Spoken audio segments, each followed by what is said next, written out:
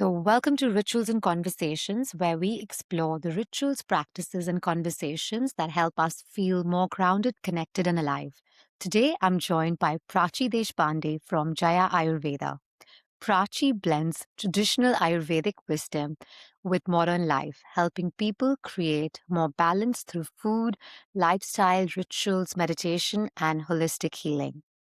Today, we're speaking about women's health, nervous system regulation, burnout, and the small daily rituals that can truly transform the way we live. So, Prachi, welcome. I would love to begin with your own journey. What drew you towards Ayurveda and working with women's health specifically? First of all, thank you for having me, and I'm really excited to have this little conversation with you. So, my journey to Ayurveda has been more that started with a personal journey. I was using Ayurveda basically more for myself initially, trying out different therapies.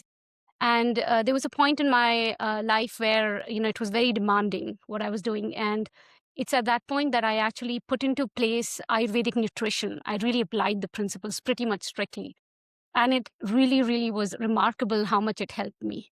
And then from there on, it was always incorporating Ayurveda in my life. And at one point, I wanted to understand it, go deeper. And the deeper I went into it and I studied, the more my desire was to be able to share this knowledge with people. And that's where actually the whole thing started. Is my aim basically is to just share this knowledge like we are doing it today, so people understand, because Ayurveda is amazing when it's applied in your everyday routine, and the changes and how it supports your life is incredible.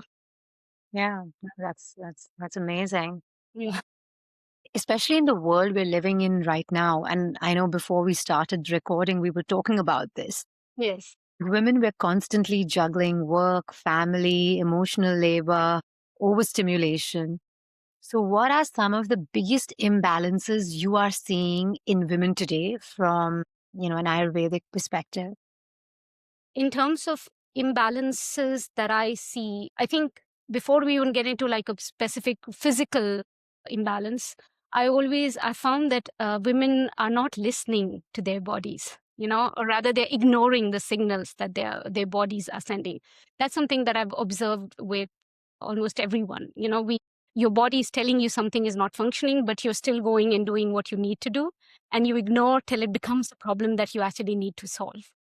And what I've seen is, an imbalance of vata that's pretty much present, the vata dosha. And that comes from, the overstimulation or switching between different things. There's a lot of restlessness and movement. So that's something I've seen. An imbalance in Agni, the digestive fire, which then translates into imbalance, with inflammation, I would say, bloating issues, skin issues, hormonal issues. All of that is coming also from the fact that your vata is imbalanced when it is imbalancing, or it is causing issues with your other doshas. It's leading, your Agni gets affected. So that's how it leads to these set of imbalances that I've seen. And at the end of it, what I've also remarked is a lot of it is the underneath reason, I would say, would be an emotional, dissatisfaction or exhaustion, where you're really tired because, as like we were discussing, women are always giving. Mm, That's what we are doing. We're yeah. always into the process of doing, doing, doing, and never stopping to take that time out. And I feel that's what leads to what we would call as the depletion of ojas, your vital energy. That gets depleted, but you still keep going deeper and deeper to find more energy to continue doing it by not listening to the signs that your body is sending. Yeah. So, yeah. So, I mean, yeah, that explains a lot. So, speaking about all of these imbalances, I know that Ayurveda places a lot of importance on our daily ritual, the dincharya, right? And living in rhythm with nature. So, what are some very simple lifestyle practices women can begin incorporating, without getting too deep into it, if they want to feel more grounded, calm, and energized? Yeah. So, in terms of lifestyle practice, I think one of the easiest things that all of us can do is breathe properly. That is, I mean, I'm really glad because today you see it's that breathing in general has taken a very important role. Everyone is talking about, breathing. Once you breathe, do this breathing practice. There's so many techniques that are out there. For me, the simple method is just pausing during your day. Could be a minute, could be two, but just pausing perhaps before a meal, suddenly when you're feeling your energy is rushing, things like just pausing and observing your breath and taking just a few deep breaths, not even counting, nothing, just staying with your breath.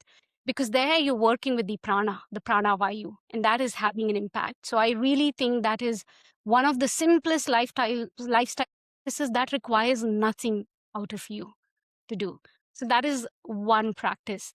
Then the other practice that I love, which is my favorite, is the Abhyanga, the oil application of oil. I've been doing it for years, and it's actually my go-to practice. And it's one of the practices I say everyone should actually do it, and they really need to do it. As women, we really need to incorporate this into our everyday life.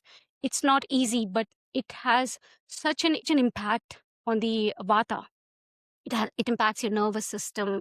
It helps your tissues. It's nourishing, it's grounding, it's warming. It gives you this sense of calmness when you do the practice. It's also a sense of self-love as well, because you're applying the oil on yourself. So that is really another practice that I think is important.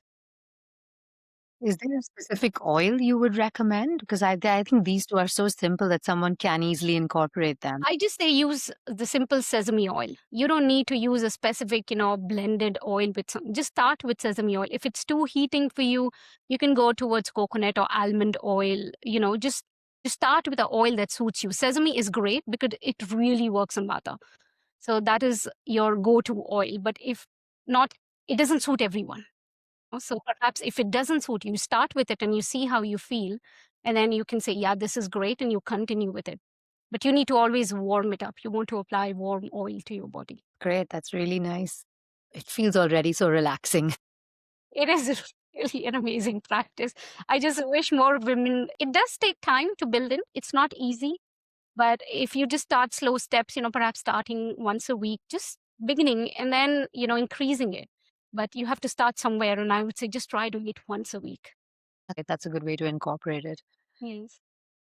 The other conversation that I think it's because of the age I'm getting into, I really want to talk about perimenopause. Yeah. Uh, and especially Ayurveda. How do we transition? How does this transition work when it comes in Ayurveda? How should a woman's lifestyle begin to shift during perimenopause and menopause when it comes to food, stress, movement, rest, and nervous system regulation? So when we're talking about perimenopause, and Ayurveda doesn't specifically specify perimenopause, but it talks about, the different phases of life. So when you're getting into that phase where you're going to be into menopause, that means you're going to be into the vata phase of your life. And the perimenopause is kind of a transition between the pitta phase of our lives into the vata phase.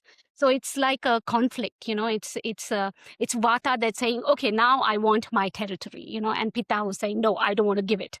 So it's like, if you imagine, and that's where the symptoms are coming up from. It's vata that's deranging the function of pitta, and then you have all of these symptoms, and the vata qualities of dryness, lightness, this cold that you start feeling, dry skin, joint pains, in general dryness, a brain fog, the restlessness, all of these, also hot flashes, all of these are, it's the conflict that's going on between the vata and pitta, and that's showing up. So it's, how would I say, it's natural, these symptoms, because it's a transition. So what Ayurveda is talking about is you need to support yourself for these symptoms. During this period, that's what you're going to do. You're basically going to support in terms of make sure that your vata is balanced, so that these symptoms are not extremely strong. That is the whole idea, and it's also related to age. There's a natural depletion of tissues that's happening due to age. So it's just managing this vata, and then you manage it through your lifestyle, through your food. And when the symptoms are perhaps stronger, because maybe there was a lot of before, imbalance that is still continuing, then perhaps you need some herbs, which of course then are required, are given by an Ayurveda practitioner, because you look into your age, your imbalance, the season, the everything else is considered. And so it's not just one herb for everyone. In a way, it's really, really strong, the imbalance, in terms of the symptoms are extremely strong, and then you would do certain therapies as well, could go up to doing a panchakarma maybe if required. So that's how you look into it. And so in terms of food, then we're talking about, always eating warm foods. That is, in Ayurveda anyways, we talk about eating warm, cooked, freshly cooked foods. But the overarching principle, I would say, during this period would be nourishment.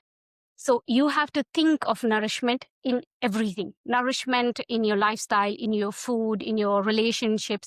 Everything has to nourish you and nothing has to deplete.